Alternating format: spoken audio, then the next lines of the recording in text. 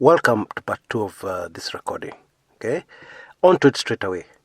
Now, when you make a statement like we're going to show no mercy to corrupt people, and then we're also going to show no mercy to those who spoil other people's names on social media, that statement immediately tells anybody who's listening to it keenly that the fight against corruption cannot be serious.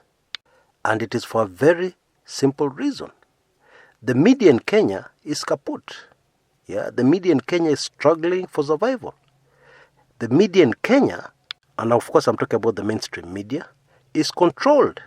Yeah, and therefore the last frontier, the only media available out there, yeah, to expose corruption, to help fight corruption, is social media. Yes, there are people who misuse social media. That is true.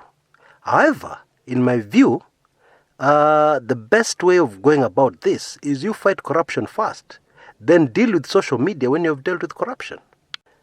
Let me give you another illustration that will make it very clear. Now, you have a village, or a town, which has got a problem of crime. Yeah, there's too much crime in it. Okay. Now, meanwhile, what is happening is that the few criminals who are being caught up with by the public are being lynched, killed. So you want to fight crime. Both things are bad, of course, but you want to fight crime, okay? So in your fight for crime, are you going to take the approach of dealing with the lynching and the criminals at the same time? It won't work, because you're even giving the criminals breathing space. Because when they know you're fighting against lynching, when they know that the government is very much is on a crackdown on people who lynch criminals, they have breathing space. They know even if they are caught or suspected, they can get away with it. The wise thing to do would be, first of all, to deal with crime. Yeah, those who are lynched, that's a bad thing. That's against the law. But it also acts as a deterrent to crime. It helps you in your fight against crime. Yeah, and then when you have brought crime under control, now you can deal with the people who take the law into their own hands. That's the way it's supposed to work. That is the wisest approach. However, when you say that you want to fight crime, but then also you want to fight those lynching criminals, the message there is very clear. The fight against criminals is not that serious. Yeah. Indeed, it would appear that the fight against people who lynch criminals is more serious than the fight against the criminals. Now, that is precisely the same with what we are being told here about the social media and corruption. Okay, and indeed I've given that extreme example because in social media you're not killing anybody. Okay, the fight against social media indeed does not even make sense to me. The reason being that we have laws. Yeah, we have laws, defamation laws. Yeah, if you spoil somebody's character, even without new laws, without new draconian laws, you can get somebody arrested, take them to court, ask them, why did you spoil your name? Why did you spoil my name? You called me a corrupt person. You don't have the evidence. You can easily do that. However, I know what is happening, and indeed many on this channel should know what is happening. The government is very scared of social media because social media is independent. Yeah. Okay. Apart from the bad apples here and there, because everything under the sun has the good side and the bad side.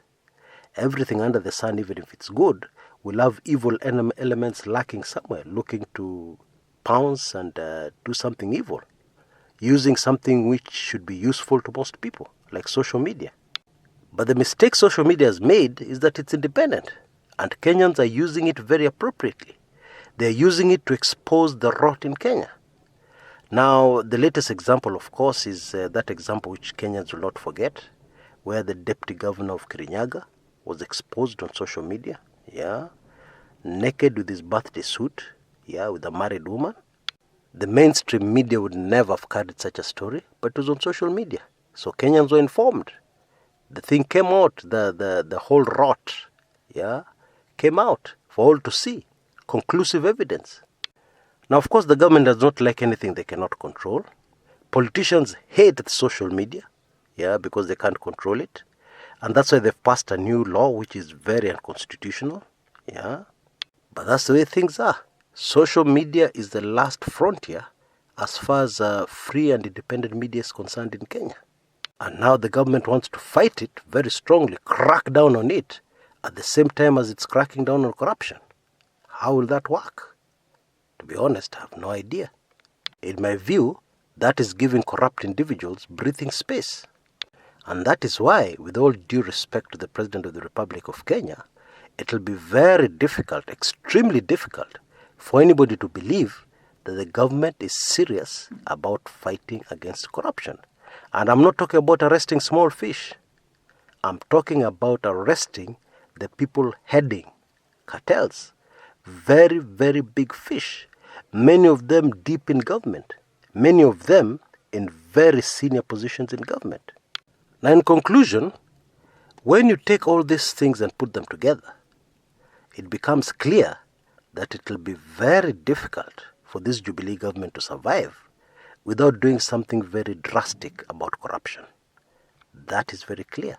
Indeed, the government has already worked itself into a corner, where they're in trouble, by making statements like we'll fight corruption and social media at the same time.